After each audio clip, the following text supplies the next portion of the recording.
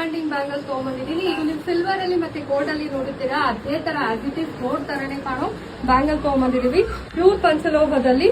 So ಇವಾಗ open ಮಾಡ್ತಾ ಇದೀನಿ ನೋಡಿ ಯಾವ ರೀತಿ ಇದೆ ಅಂತ ಹೇಳಿ.